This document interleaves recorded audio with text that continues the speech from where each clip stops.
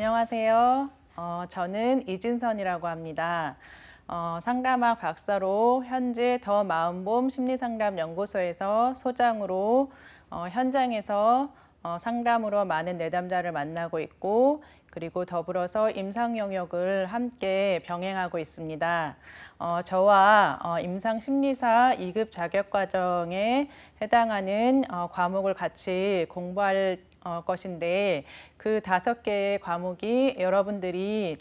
준비하고 계실 겁니다. 그 중에 임상심리학이라는 이 과목을 저와 함께 어떻게 구성이 되어 있고, 어떻게 이 과정이 지나가고 나면 임상심리사라는 그 역할들을 잘 해낼 수 있는지 함께 이해하는 시간으로, 그리고 학습하는 시간으로 가지도록 하겠습니다.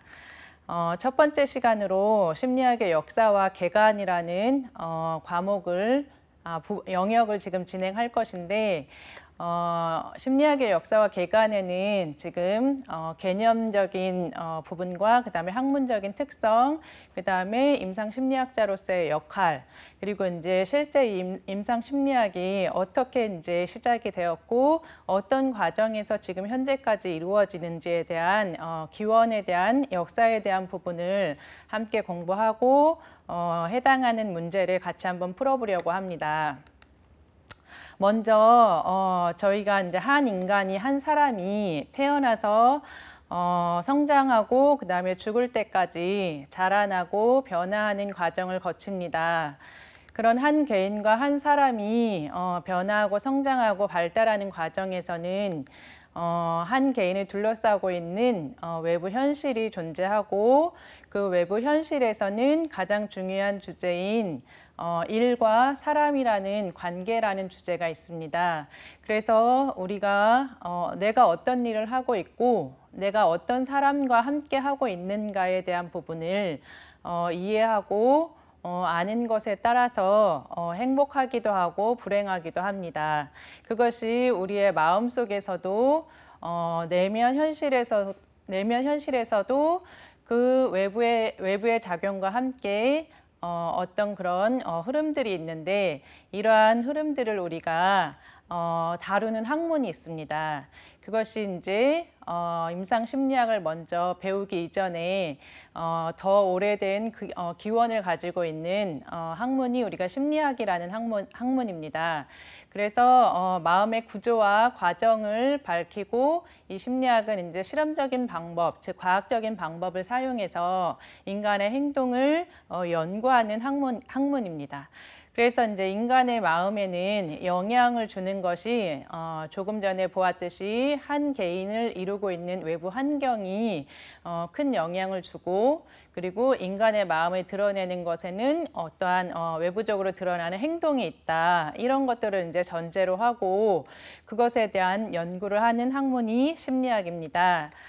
그래서 이 심리학 영역에서는 한 인간을 이해하기 위해서는 기초적인 지식이 필요하고 연구들이 필요한데, 그런 감각이나 지각이나 이런 인지, 언어 이런 부분들을 구성하고 있는 기초 심리학의 한 분야가 있고, 저와 이제 함께 배울 이 임상 심리학이라는 이 영역은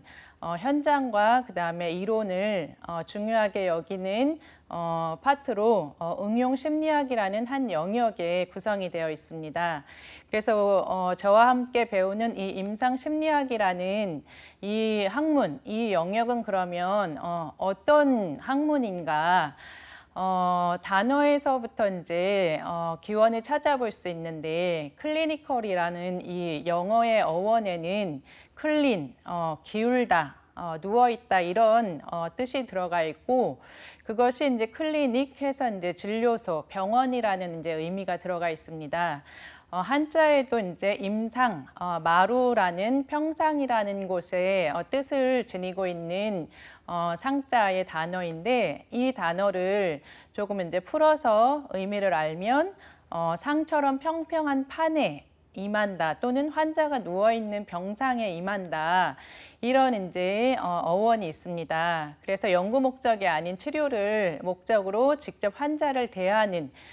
그런 일에서부터 시초가 되었고, 실제 이제 임상심리학이라는 이 학문은 심리적인 고통과 장애를 심리학적인 관점에서 이해하고 심리학적인 원리와 수단을 활용하여 치료하고 이제 예방하는 그런 분야이고 학문입니다. 그래서 임상심리학이라는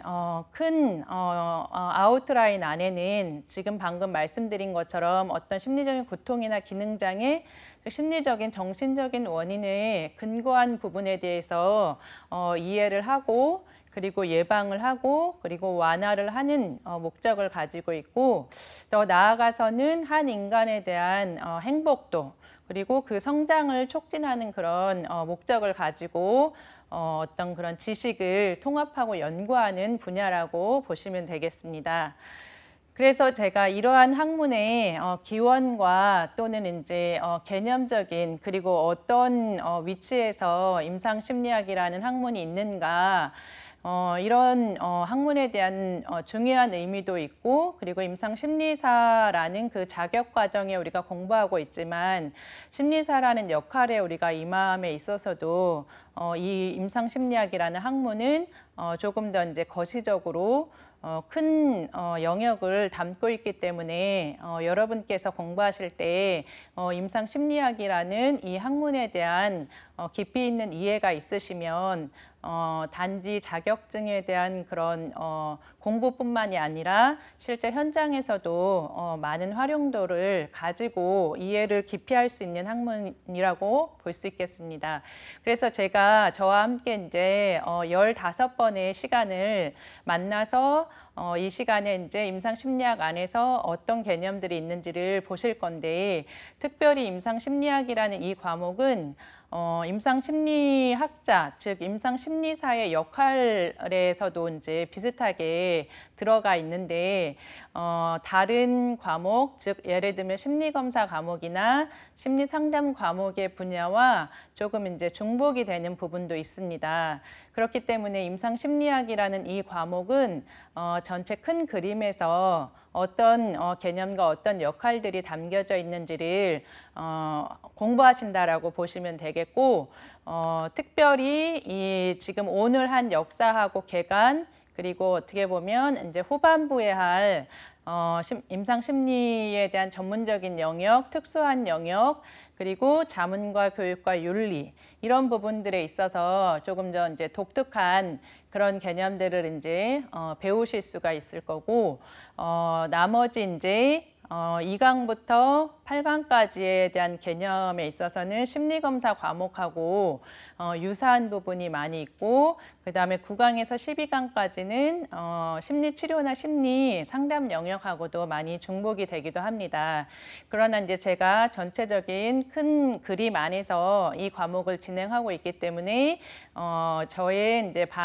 방향과 그 다음에 이 관점에서 알려드리고 더 디테일하게 세부적인 내용들에 대해서는 그 과목에 대한 내용을 또 참고하시면 될 것 같습니다. 그래서 특별히 임상심리학이라는 이 과목의 출제 경향이나 동향을 조금 보시면 5가지 파트로 크게 나눌 수 있는데 역사와 객관적인 부분, 그 다음에 심리평가에 대한 부분, 그 다음에 심리치료나 심리이론과 관련한 부분, 그리고 자문교육윤리에 대한 부분과 임상특수 분야, 예를 들면 건강심리학이나 아니면 범죄심리학 이런 분야를 말할 수 있는데 2009년부터 시작해서 이 임상심리사 2급 자격이 이제 시작이 되었는데 기출 문제가 그동안 많이 이제 있습니다. 그 가운데서 이제 최근 경향에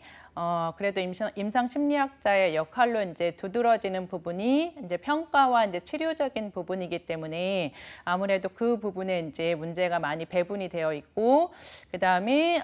자문과 교육 윤리 이런 독특한 이제 임상심리학자로 알아야 될 부분을 조금 이제 배중이 되어 있고 참고하셔야 될 부분들은 이제 최근 시사적이거나 사회적인 면에서도 범죄 심리와 관련한 부분들이 많이 좀 증가가 되어 있고 관심도가 많이 있습니다. 그래서 임상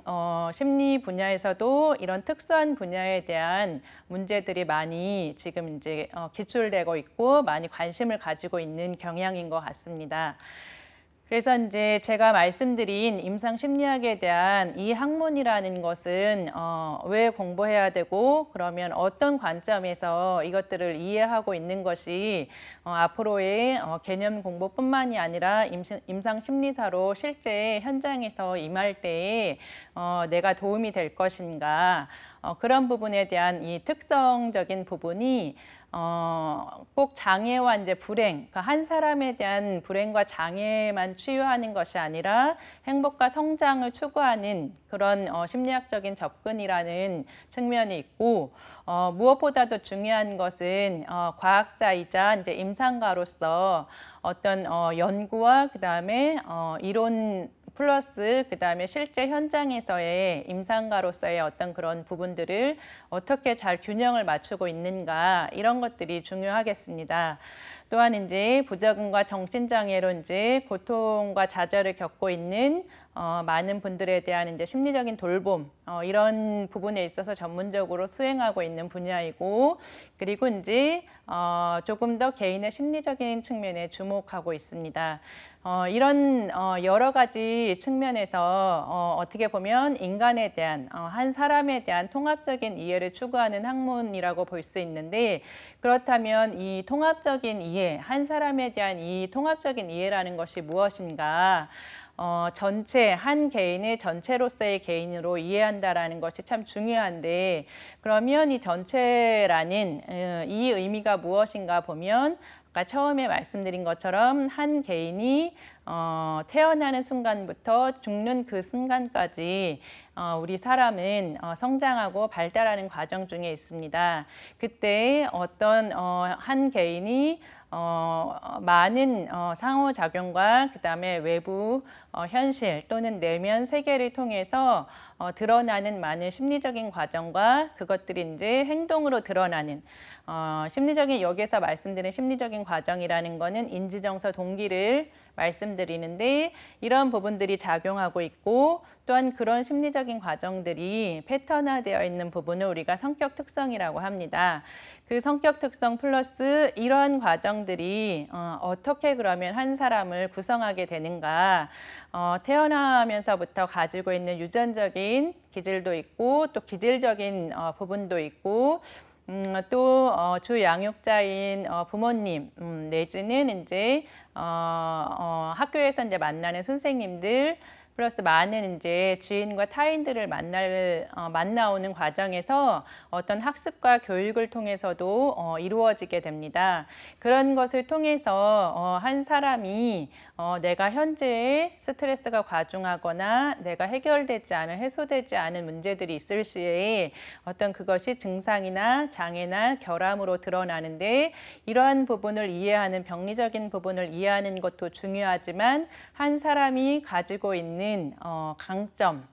잠재력, 이 자원들을 알고 있는 것이 무엇보다도 중요하다라고 하겠습니다. 그래서 이제 전체로서의 개인을 이해한다, 통합적으로 이 한 개인을 이해한다라는 영역은 한 사람을 이렇게 생물학적인 존재로, 그 다음에 심리학적인 존재로, 그리고 사회학적인 존재로, 그리고 또는 영적인 존재로 구성이 되어 있고, 다각적인 측면에서 한 사람을 이해해야 된다라는 의미입니다. 그래서 이제 그런 한 사람을 다각적인 방면에서 이해하기 위해서는 이 임상심리학이라는 학문 하나만 구성되어 있는 것이 아니라 이 학문을 이해하고 또 더 나아가서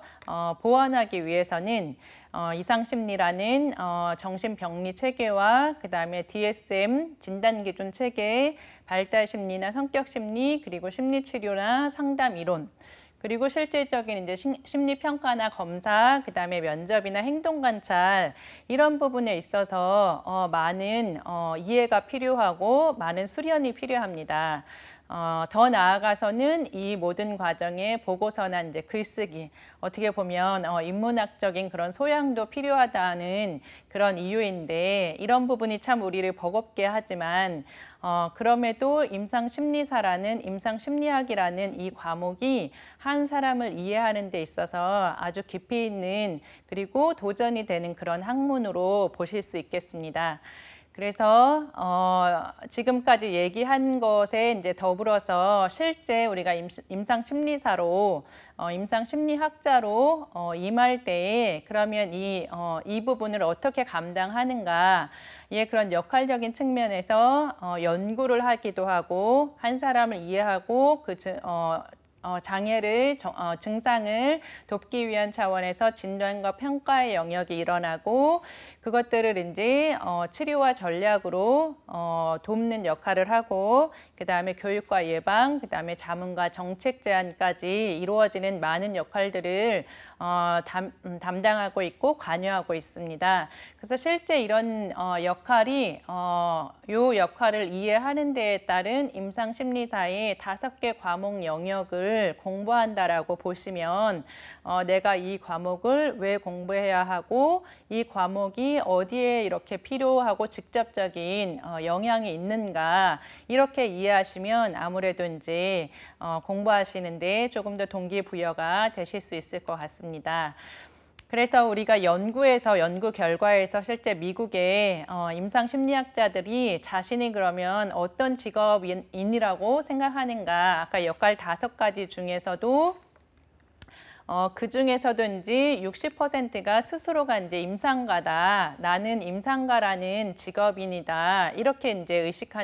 인식하는 비율이 많았고, 우리 이제 2008년에 우리 나라에서 연구에서도 임상심리 전문가의 주된 역할이 무엇인가라고 이제 설문조사를 했을 때에도 75% 이상이 나는 임상가다. 이렇게 이제 얘기를 전하고 있습니다. 곧 이 부분은 5가지 영역에서의 역할이 있지만 그래도 핵심적인 역할이 어떤 평가와 진단 그리고 치료에 해당하는 이 임상가 역할이 좀 주를 이루고 있습니다. 그래서 이제 저와 함께 이 기원, 그렇다면 이 임상심리학이라는 것은 과목은 어디서부터 시초가 되고 언제 그러면 이루어졌는가. 학문에 대한 연구들이 많은 시초가 있고 참 시작 시점이 있습니다. 거기에 있어서는 그 연구를 시작하는 데에 도움을 주고 선구자 역할을 하는 그런 인물들이 있고 그 인물들을 우리가 또 기억할 필요가 있는 것 같습니다. 더불어서 임상심리학자로 이제 처음에 시작되는 그 핵심 인물 이전에 심리학이라는 그 시초에 시작되는 최초의 인물이 있었는데 빌헬름 분트라는 학자가 있습니다. 이분은 독일의 심리학자로 최초의 심리학 실험실을 이제 설립하였는데 1879년에 이분이 이제 시초로 심리학이라는 근원과 시작이 이루어졌습니다. 그 당시에는 1800년대 이 당시에는 과학이 조금 더 주류가 이루어져 있고 모든 학문의 연구들이 이제 체계적이고 과학적인 접근이 조금 더 우세하다, 그것들이 중요하다라고 이제 하는 시기였기 때문에 이런 한 인간을 이해하는 이런 심리학에 대한 기초도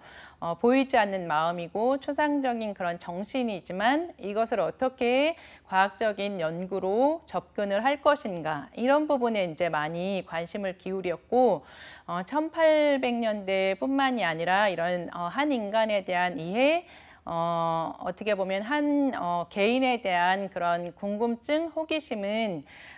기원전 이전부터도 철학적인 그런 철학자를 통해서도 많은 관심을 기울였고 시작이 되었기 때문에 심리학의 근원은 아주 오래되어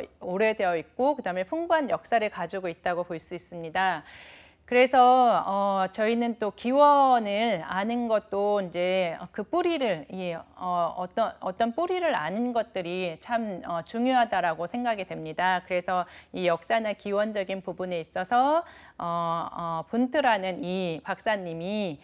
심리학의 어떤 시초가 되었고 이분이 이제 중요한 핵심 인물 중에 이제 한 분이십니다. 그래서 이제 이후에 이런 심리학 실험실에 대한 관련 실험 심리학이라는 것에 더욱더 이제 관심을 가지고 그러면 A라는 사람과 이제 B라는 사람이 어떤 차이가 있고 이들은 왜 다른가, 왜 다르게 행동을 하는가 이런 것들에 대한 궁금증이 있었는데 그런 것들을 이제 개인 간의 차이, 개인 차라고 얘기하면서 그 개인 차에 대한 관심이 많이 증가가 됐습니다. 그래서 그 개인 차에 대한 증가를 고민하고 측정하는 학자로 겔톤, 골톤이라는 학자가 있고 이분은 우리가 많이 알고 있는 진화론의 창시자인 다윈의 이제 고종 사촌 격이 됩니다. 그래서 두 번째 핵심 인물이고 이제 세 번째는 어떻게 보면 지금 우리가 사용하고 있는 심리 검사라는 이 용어에 대한 시초가 처음 발견하고 시작된 그 학자라고 보시면 되는데 카텔이라는 학자의 정신검사와 측정이라는 논문을 발표하였고 그 논문 발표 안에 정신검사, 정신측정이라는 이 용어가 최초로 사용이 되었습니다. 그래서 이제 또 핵심적인 임상심리학으로서 이제 가장 두드러진 그런 핵심적인 인물로 이제 위트머 박사님을 이제 꼽을 수 있는데 이분이 이제 최초의 임상 심리학자이고 그리고 이제 심리 클리닉, 심리 진료소라는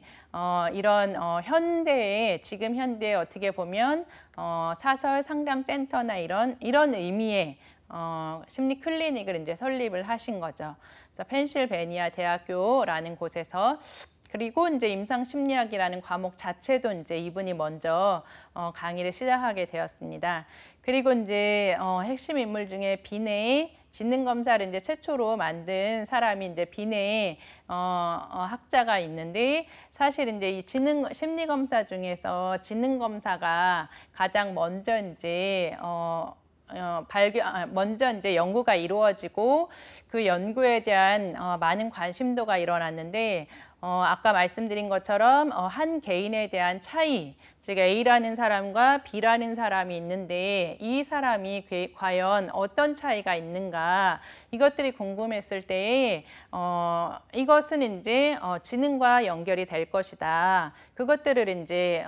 연구하고 시초가 되어 있던 부분들을 어떤 검사와 연결해서 개발이 된 것이 이제 지능 검사입니다. 그래서 그 지능 검사의 제일 시작이 이제 비네 학자로부터 시작이 되었고 아까 이제 제가 말씀드렸던 그 분트 심리학의 가장 시초가 된 학자 중에 한 분이신 분트 박사님을 예를 들면 요즘 저희 시대처럼 말하는 것처럼 지도 교수님이 분트 박사님이시고 그 아래 위트머 박사님, 그 다음에 비네 박사님, 그리고 아까 겔톤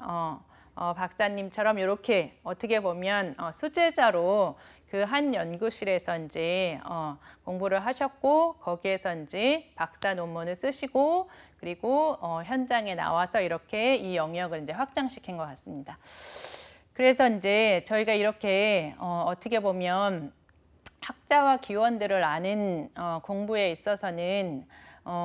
조금 어려운 개념도 있고 뭔가 연대기를 외워야 된다라는 그런 부담감도 있지만 어떤 그런 척박한 그런 영역에서 시초가 되어 있고 이들이 개척한 그 영역이 어떻게 보면 지금 현대에 우리가 지금 사용하고 있고 그것들을 배워가는 그런 영역이기 때문에 사실 이분들은 이제 그 첫 시작을 개척하는 데 있어서는 더 많은 어려움이 있었을 겁니다. 그러나 이분들로 인해서 우리가 이 임상심리학이라는 학문을 배울 수 있고 더 확장시킬 수 있고 그것들을 활용할 수 있다는 것에 대한 부분은 참 의미가 많이 있는 것 같습니다. 그래서 뭐 여담이지만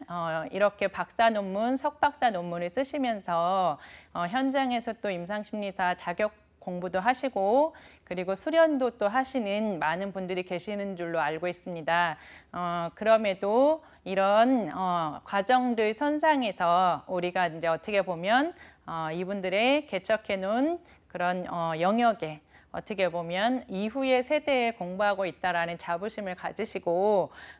그 힘들고 힘겨운 과정들을 잘 거쳐나시기를 응원을 하는 영역을 이 역사 공부를 하면서 같이 드리고 싶습니다. 그 다음에 이제 핵심 그래서 기출문제에 아무래도 시험 공부도 같이 겸해야 되기 때문에 역사 공부 안에 이 기출문제에서 핵심 인물들에 대한 문제들이 참 많이 나옵니다. 그래서 최초 심리학의 시초인 분투 박사님 그리고 임상심리학자의 최초 시작을 기원이 된 위트머 박사님 이 두 분을 꼭 이제 잘 기억하고 계시면 좋을 것 같고요. 그 다음에 이제 크레펠린 박사님은 임상심리학의 선두 핵심 인물이다라고 보실 수도 있고 정신의학에서의 어떻게 보면 더 핵심 인물로 볼 수 있습니다. 왜냐하면 이 크레펠린 박사님은 정신질환에 대한 초기 분류 이 분류 체계에 대한 소개가 있었고 이것들을 시작으로 현재 우리가 쓰고 있는 DSM 진단 및 통계 편람에 대한 부분들이 기원이 됐기 때문에 많은 어떻게 보면 진단 범주와 그 다음에 현재 우리가 알고 있는 조현병이라고 칭하는 이 유사 질환인 조발성 치매라는 이 범주를 제안하고 어떻게 보면 소개하신 분이기 때문에 기원하신 바가 많이 큽니다. 그런데 이제 임상심리학 기원이나 역사 파트에서 문제가 출제될 때에는 이 6 인물이 어떻게 보면 핵심 인물로 많이 다루어지고 그리고 이제 더 플러스 알파 되는 인물들이 조금 더 있지만 그 부분들은 조금 이제 교과서나 심리학 개론서를 조금 더 참고하시면 좋을 것 같습니다. 그리고 이제 어떻게 보면 임상 심리학이나 심리학에 대한 기원 어떻게 보면 첫 세대에 이렇게 이루어지는 학자들을 봤다면 실제 이제 임상 심리학이라는 이 학문의 영역이 어떻게 이제 어떤 과정 속에서 확장이 되고 발전이 되어 왔는가라는 그런 역사적인 또 중요한 사건이 있습니다. 그게 이제 여러분들도 아시는 그런 1차 세계대전 그리고 2차 세계대전이라는 전쟁의 상황들인데 그 1914년에서 1918년이라는 과정 안에 1차 세계대전이 있었고 그 1차 세계대전 안에서는 어떻게 보면 나라와 나라의 싸움이기 때문에 이 군인이 장병이 건강해야 되고 건강한 이 장병이 잘 선발이 되어서 전쟁을 치러야겠죠. 그래서 이 장병이나 군인을 어떻게 하면 그러면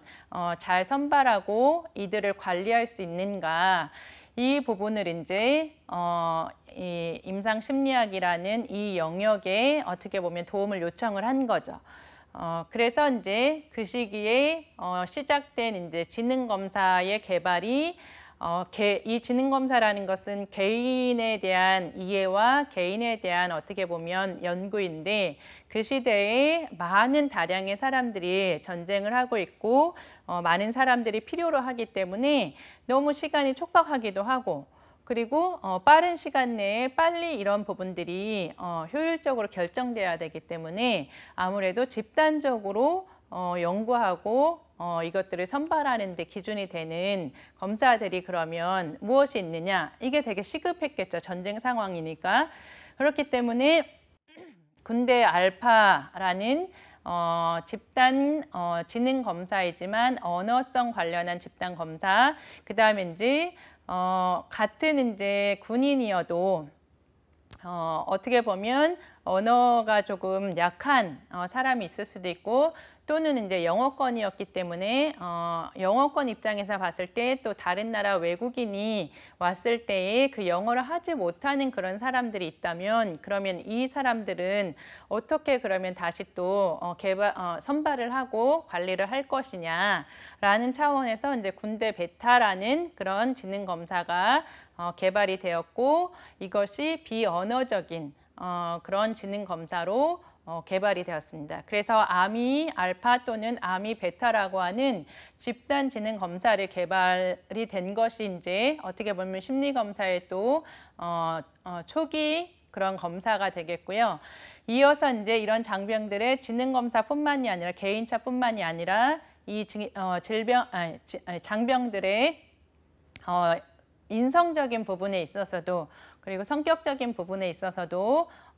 어떤 사람들을 그러면 잘 가려내고 선발해서 투입을 할 것인가 거기에 대한 이제 연구와 고민이 이제 자기 보고 성격 검사라는 인성 검사가 개발이 된 이제 시초가 이루어져 있고 그 다음에 이제 이 1차 세계대전이라는 전쟁이 이제 끝난 이후에 오히려 이제 더 임상심리학이란 이 학문은 더 독자적인 학문 영역으로 인정을 받게 되고 수요가 늘어나는 그런 이제 시기였습니다. 그러면 1차 세계대전이 끝나고 바로 2차 세계대전이 있었던 것이 아니라 역사의 흐름 안에 그 중간 잠깐 텀이 있었고 그다음에 1935년에서 45년까지 2차 세계대전이 있었는데 1차 세계대전 전쟁이 끝나고 나서 다 이제 상황이 종료가 됐겠죠. 그런데 이제 다시 전쟁이 일어났기 때문에 다시 그때와는 또 다른 상황에서 군인이 필요했을 거고 그 장병들에 대한 군 복무 적합성이 이 사람이 과연 잘 맞겠는가 이런 판정들을 해야 되는 시기였고 이것들은 이제 심리학적인 차원에서 전문 지식들이 좀 필요하다 요청을 하신 것이 어떻게 보면 또 이제 2차 세계대전 안에 임상 심리사가 많이 이제 배치가 된 거죠. 그들이 배치가 되어서 그러면 무엇을 했느냐? 예를 들면 이제 부적응자들, 능력이 조금 안 되거나 전쟁에서 이제 총을 쏘거나 뭔가 이제 사람을 구별하거나 상황을 판단해야 되는 그런 긴밀한 작업일 텐데 어떤 조금 이제 판단 능력이 떨어지거나 그러면 우리 입장에서는 많이 손해가 되는 거잖아요. 그래서 이제 능력 결여, 정서적인 불안정, 정신 장애 이런 관련한 부분에 있어서 조금 더 이제 구별을 하고 감별을 해서 적절한 배치를 하고자 하는 그런 요구가 이제 시작이 되었던 것이죠. 그리고 이제 1차 세계대전이 끝나고 다시 전쟁이라는 이 전쟁 상황이라는 것 자체 저희 나라에서도 6.25라는 전쟁 상황이라는 이 상황을 우리가 알듯이 어떤 이런 충격적이고 그리고 되게 큰 경험들은 많은 어떻게 보면 심리적인 충격들을 주게 되고 스트레스를 받게 되죠. 그래서 이제 이 외상적인 충격, 심리적인 정신적인 스트레스를 경험한 이 군인들 1차 세계대전을 끝낸 군인들에게도 시급하지만 다시 투입이 되어야만 하는 그런 2차 세계대전에 군인들에게도 사실상 이제 이 심리치료가 되게 필요하고 그들을 돌보고 보호하는 역할들이 중요한 때가 된 거죠. 그래서 심리검사라는 진단 차원의 뿐만이 아니라 그들 한 명 한 명을 돌볼 수 있는 그런 치료 차원에서의 필요성이 되게 급증되었고 그 요구들이 많아진 거죠. 그런데 이제 정신과 의사나 정신보건 인력에 관련한 영역에서 아무래도 이제 갑자기 그 수요를 다 채우려고 하니 수요가 좀 부족할 수 있었겠죠. 그래서 이제 진단과 평가를 하는 영역에서만 활동을 했었던 임상 심리학자들이 이 요구에 이제 투입이 되고 그래서 심리치료나 개인, 집단으로 이제 이 역할을 맡으면서 군인, 장병들 또는 그 가족들을 이렇게 돌볼 수 있는 그런 위치에 있었습니다. 그래서 사실상 전쟁 상황 중에도 되게 심리적이나 정신적인 충격들이 크지만 전쟁이 끝나고 나면 이후에 드는 어떤 허무함이나 공허함이나 그리고 어떤 상실감 이런 부분들이 굉장히 커지는데 이런 부분들을 퇴역 군인들도 2차 세계대전 이후에 그 당시에 이제 전쟁 신경증이라는 명명으로 정신장애 고통을 받는 사람들이 많아지게 된 거죠.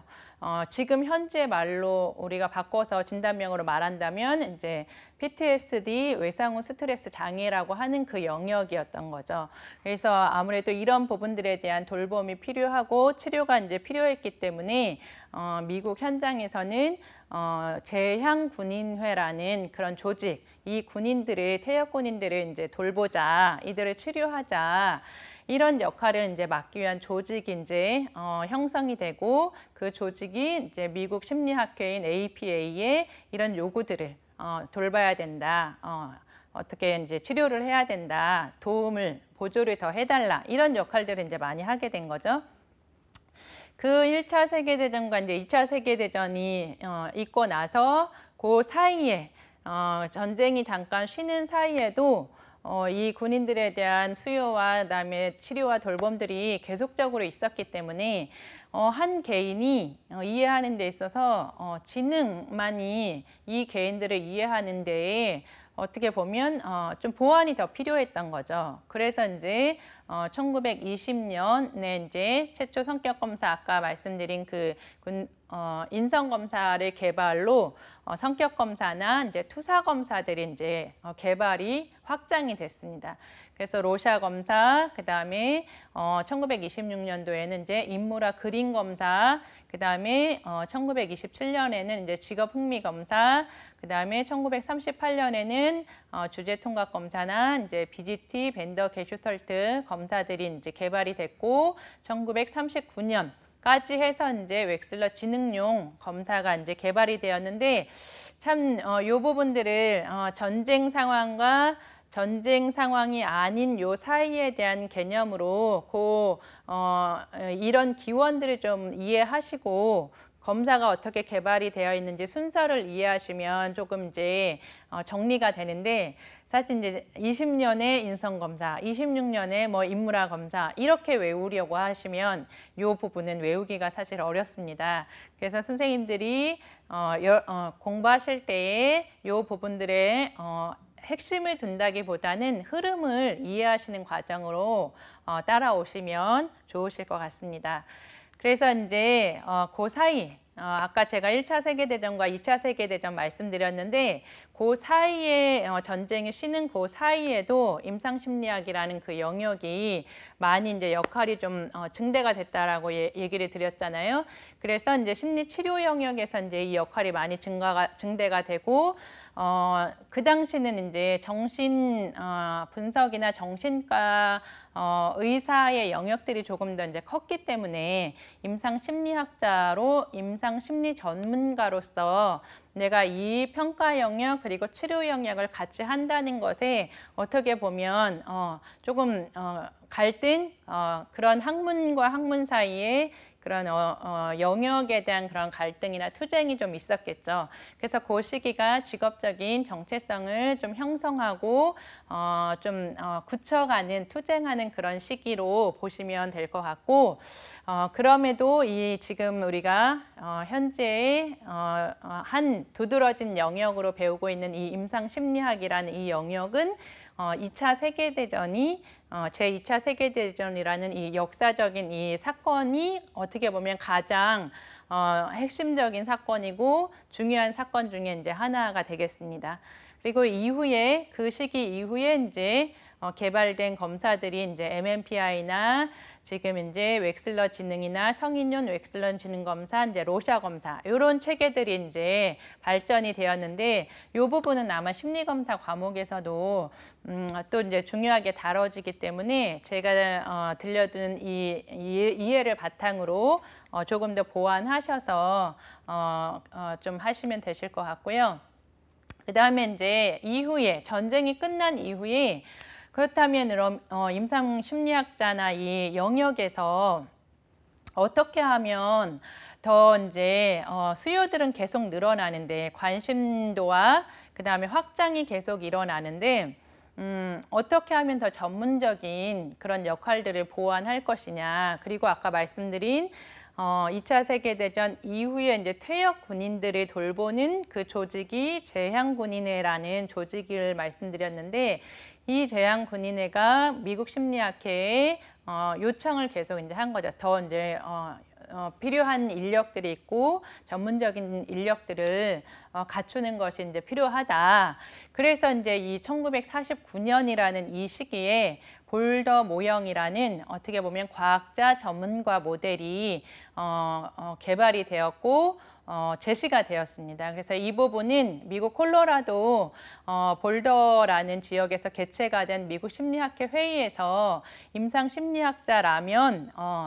이런 수련을 받아야 되고 이런 학문에 대한 과정을 거쳐야 된다라고 제시되는 이제 모델이고, 그 당시에 이제 제시된 어떤 수련 과정으로는 4년 박사 과정, 그다음에 1년의 그런 수련, 요런 이제 과정으로 이제 제시가 되었는데, 실제 저희 현장에서도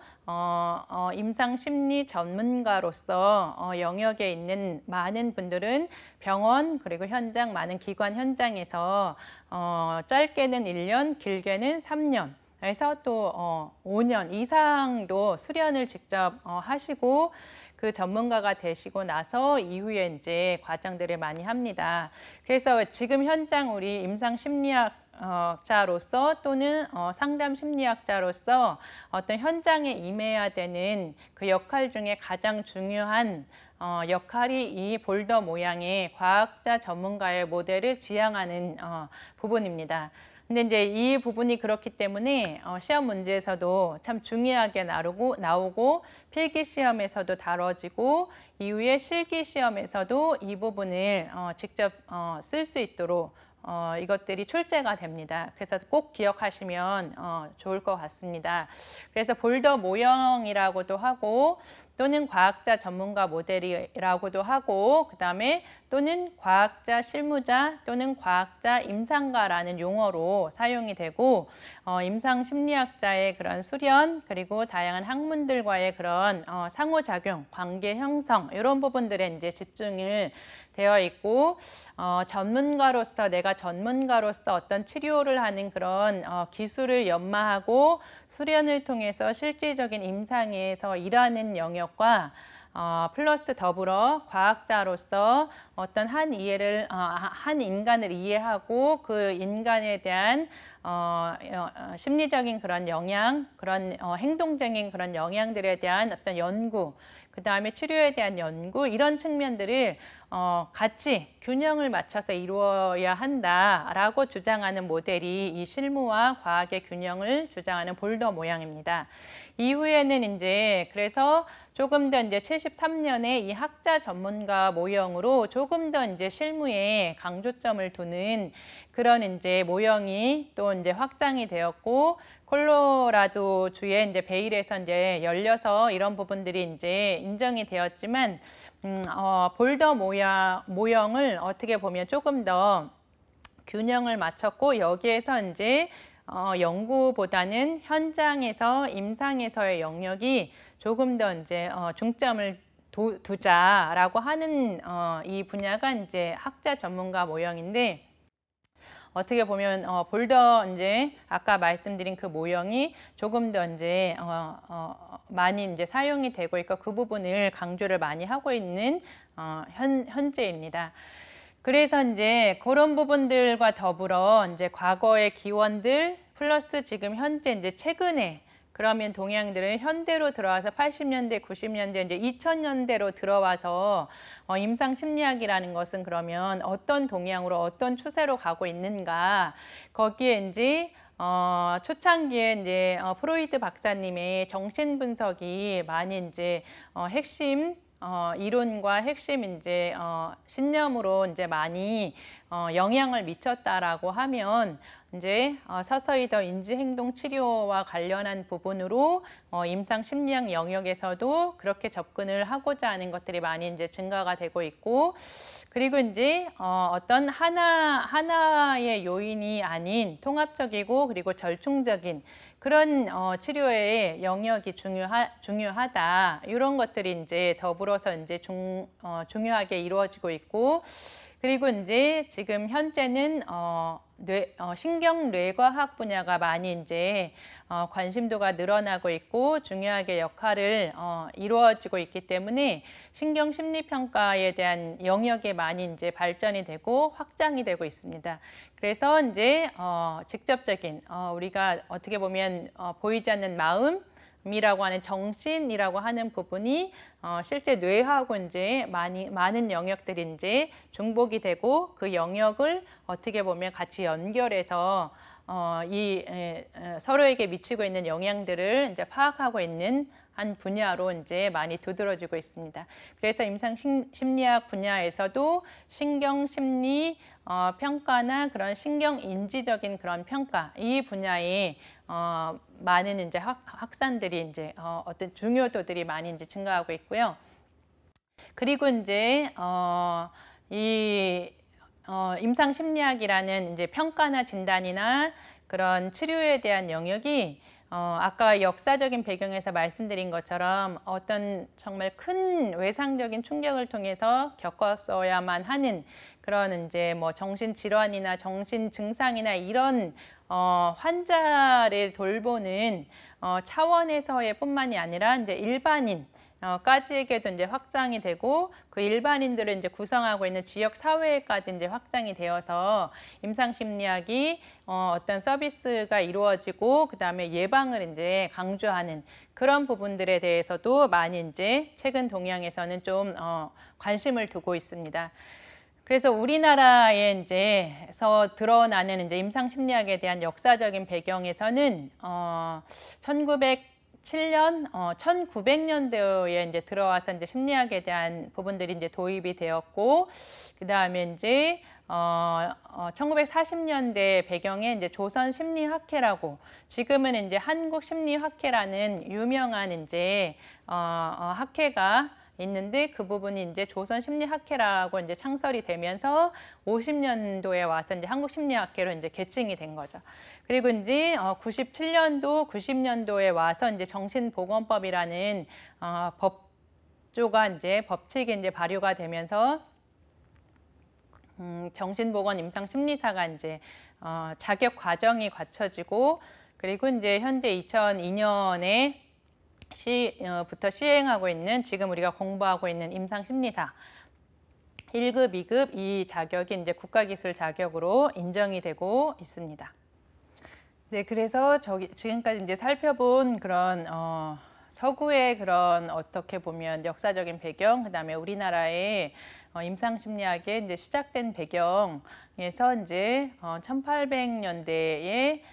심리학을 시작으로 어떻게 보면 이제 1950년대 이후에 치료적인 영향들이 많이 확장이 되었던 그런 기원들을 본다면 우리나라는 이제 1900년대를 시작으로 해서 심리학이나 이런 임상심리학의 영역이 소개가 되고 그 다음에 시작이 되고 그리고 더 지금 현재 많이 활용이 되고 있다는 점을 확인하시면 될 것 같습니다. 그래서 이제 지금까지 저와 함께 심리학 그리고 임상심리학과 관련한 어떤 개념적인 이해, 그 다음에 학문적인 그런 특성, 그 다음에 역사적인 그런 배경 이런 부분들을 이제 같이 조금 설명을 들으셨는데 그것과 관련한 그런 기출문제 풀이를 잠깐 보시면 아까 제가 이제 역사적인 배경 안에는 핵심 중요 인물이 있고 그 다음에 핵심 역사적인 사건이 있고 그 다음에 어떻게 보면 시대 흐름에 따른 그런 검사들의 출시된 시기들이 있는데 그 세 가지가 조금 이제 문제에서는 많이 다루어지고 있습니다. 그래서 최초에 심리치료소를 설립함으로써 임상심리학의 초기 발전에 직접적으로 중요한 공헌을 한 인물. 네, 보시면 예, 위트머라고 제가 위트머 박사님 말씀드렸죠. 예, 그 부분 체크하시고 그 다음에 임상심리학 초기의 학자와 그의 활동에 대한 연결로 틀린 것은 이렇게 이제 학자를 직접 묻는 문제도 있고 학자가 어떻게 이제 어떤 활동과 연결되는지에 대한 문제를 묻는 문제도 있는데 보시면 크레플린, 위트머, 힐리, 그다음에 그로스라고 있는데 여기에 이제 세 번째 힐리 이 틀린 것을 찾는 거기 때문에 크레플린은 신경증 환자의 치료법에 관심을 가졌다고 했는데 제가 정신분류 진단 체계의 이제 최초 박사님이라고 말씀드렸죠. 그때 이제 정신증, 신경증이라는 요 개념을 이제 세우시고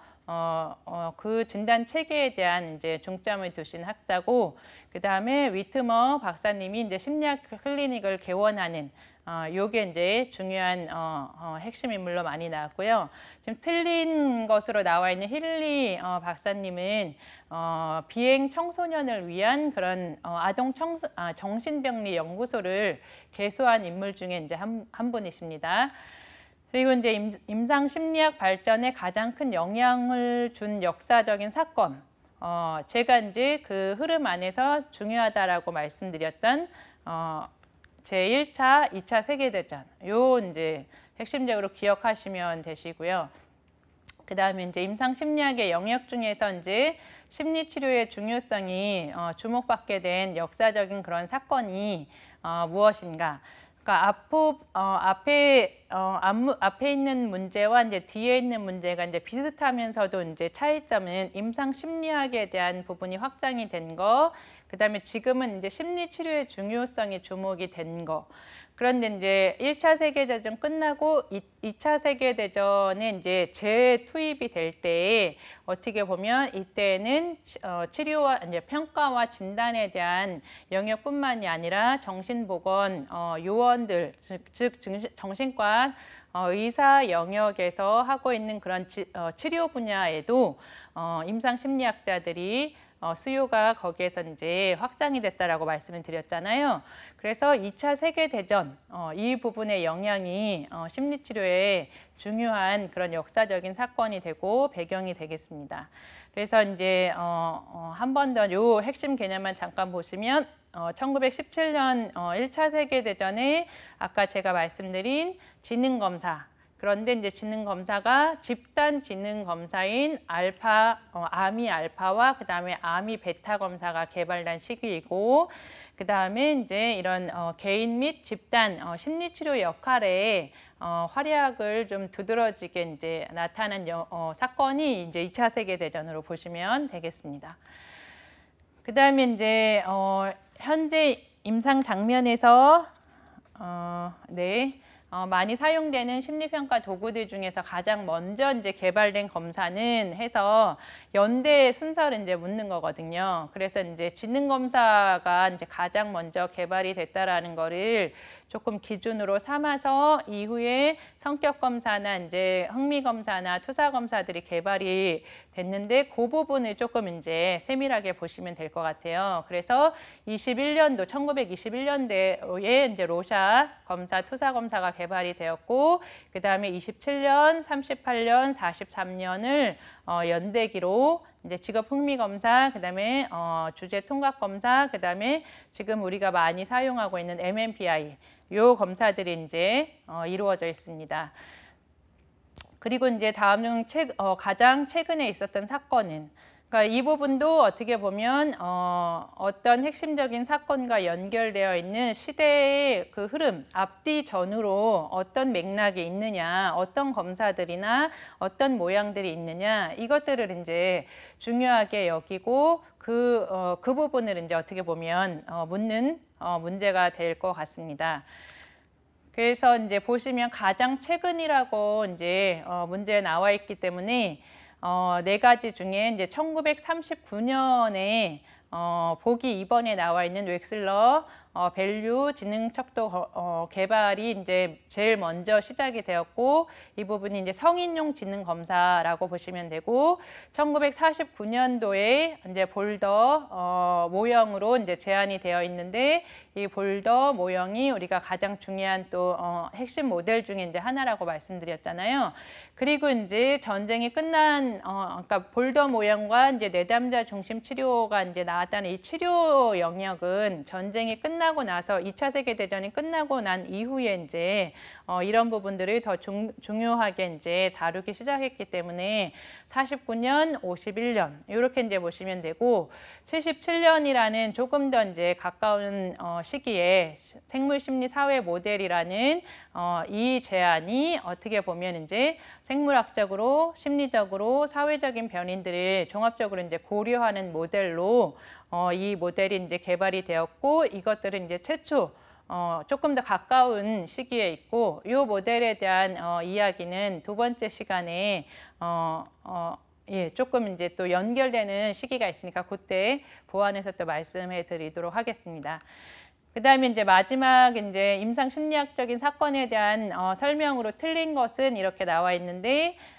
우리 정신보건법이 제정이 된 그 시기 거기 이제 3번에 이제 1980년대라고 나와 있는데 이제 1990년대에 이 정신보건법이 제정이 되었다라고 이제 체크하시고 그 부분을 이제 점검하시면 될 것 같습니다. 그 다음에 마지막으로 임상심리학자 교육 수련 그러니까 전문가로서 과학자로서 두 실무와 이제 이론의 균형을 갖춰야 된다. 그렇기 때문에 박사 과정이라는 그런 학문적인 분야, 그 다음에 어떤 수련이라는 그런 임상적인 분야들이 동시에 이제 갖춰져야 되는데 그 내용에 대해서 적절하지 않은 거, 이거 이제 중요한 문제로 많이 다루어진다라고 얘기를 드렸죠. 그래서 이제 두 번째 이제 과학자 전문가 모형은 이제 과학적 연구자나 임상적 실무자 중에 어느 하나의 역할에 이제 충실할 것을 이제 강조한다. 이렇게 이제 나와 있는데, 제가 계속 말씀드린 것처럼 과학자, 그 다음에 임상가의 역할에 핵심 역할은 연구와 그 다음에 실무이지만 그들이 균형을 맞춰서 이루는 것이 중요하다라고 말씀드렸고, 그리고 이제 1940년도 볼더 회의에서 이 부분들이 이제 채택이 되었고, 그리고 네 번째 나와 있는 것처럼 임상심리학회에서는 자질 있는 임상심리학자를 양성하기 위하여 임상심리 전문가 제도를 두고 있다. 그래서 2차 세계대전이 끝난 이후에 그 이제 퇴역 군인들을 돌보기 위해서 재향 군인회가 미국 심리학회에 조금 더 이제 도움을 요청하고 전문가들이 필요하다, 그 수요들을 채워달라고 얘기하는 그런 상황에서 이 교육 수련이 이제 세팅이 됐고, 과학자나 전문가 수련 모형이 지금의 이제 현재 우리가 석박사 과정의 학문적인 공부와 그 다음에 실제적인 임상 수련, 심리 평가나 진단이나 이런 내용을 담아서 슈퍼비전과 여러 과정들을 거치는 실제 영역들을 균형을 맞추는 것들을 강조한 그런 모형 중에 이제 하나라고 보시면 되겠습니다. 네, 지금까지는 임상 심리학 과목에서 첫 시간으로 심리학의 역사와 개관, 임상심리학이라는 이 학문이 어떻게 시작이 되었고, 그리고 어떤 역사적인 배경을 가지고, 그리고 어떤 개념적인 이해로 이 학문이 영역을 다루고 어떤 역할에 있는가, 이 부분에 대해서 이제 공부해 보았는데, 다음 시간에는 두 번째 시간으로 임상적 진단과 평가라는 주제로 함께 찾아뵙도록 하겠습니다. 네, 지금까지 수고하셨습니다.